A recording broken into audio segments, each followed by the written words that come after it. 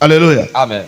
Et quand Dieu le tient entre ses mains, il dit, c'est pour terrasser des nations devant toi.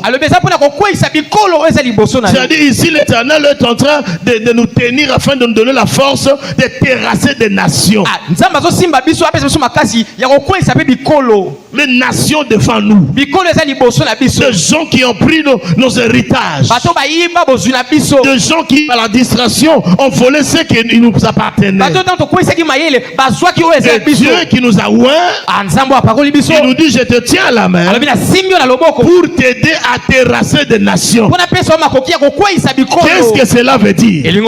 Cela veut dire que s'il y a dans votre famille, dans votre quartier, là où tu travailles, il y a des gens qui ont détruit ta vie, qui ont volé ta réputation, qui ont volé ta joie, qui ont volé les enfants, qui ont volé ta bénédiction, qui ont détruit tes enfants.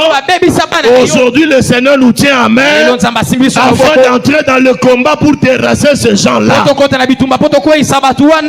C'est-à-dire, quand nous allons prier, nous allons terrasser des nations. Nous allons terrasser toute la puissance de la sorcellerie.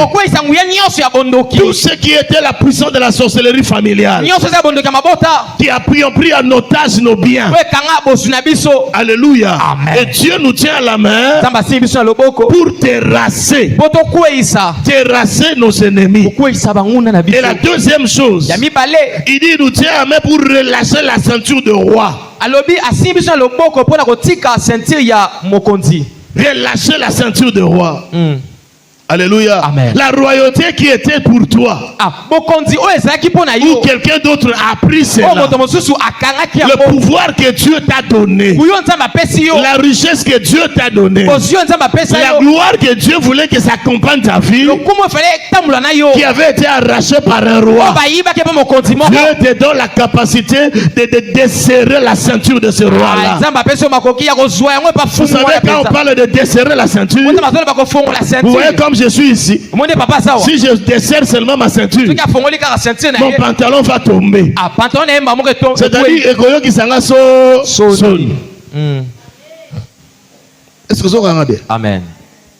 Est-ce que vous avez bien? Amen. Ce sont des choses sur lesquelles nous allons prier. Il dit pour ouvrir les portes afin qu'ils ne soient plus fermés. Écoutez, dans le monde spirituel, il y a plusieurs domaines. Vous voyez comme je suis là, dans ma vie, ou dans ta vie, il y a plusieurs domaines. Il y a le domaine de la profession, il y a le domaine de l'argent, il y a le domaine du mariage, il y a le domaine de ta délivrance. Il y a plusieurs domaines dans nos vies. Et chaque domaine a une porte. On ne peut pas entrer dans un domaine si on ne passe pas par la porte. Et le travail que le diable a fait, il peut venir dans le domaine de ton mariage. Il ferme la porte dans le domaine de ton mariage. C'est-à-dire tu es en train de tout faire. Tu es en train d'acheter le bien pour le mariage. Tu es en train de cotiser l'argent pour le mariage. Tu peux faire des efforts. Mais si cette porte-là est encore fermée, bien aimé, tous les efforts que tu fais seront nets. C'est-à-dire, avant de faire des efforts, nous devons d'abord prier. Prier pour détruire les portes qui étaient fermées. Ça peut être même dans le domaine des finances. Il y a des gens qui ont des portes de finances qui sont fermées. Il peut travailler durement. Il peut se donner comme il peut se donner. Jamais il y a un montant, tu n'arriveras pas dans ce montant-là. Alléluia. Amen. Il y a des domaines de finances où l'ennemi a fermé la porte. Il a hermétiquement fermé la porte.